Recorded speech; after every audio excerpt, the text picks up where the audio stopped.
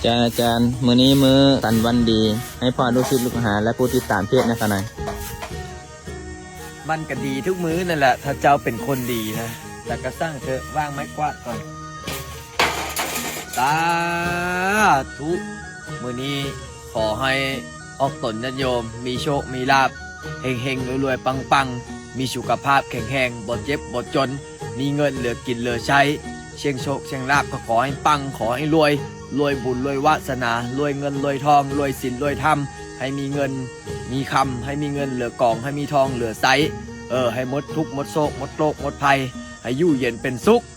ผู้ใดเสี่ยงโชคเสี่ยงลาภก็อย่าเสียดซ้ายอย่าเสียดขวาอย่าเสียดหน้าอย่าเสียดหลังให้ปังสาธุผู้ใดแชร์คลิปนี้ขอให้เฮงๆรวยและกับพิเศษเดือน5วันที่9นี่นะออกตนโยมวันที่9เดือน5นี่นะพอดีว่ามีญาติโยมเนี่ยนะถวายที่ดินเป็นธรณีสงฆ์สร้างวัดพระอาจารย์ก็เลยสาธุ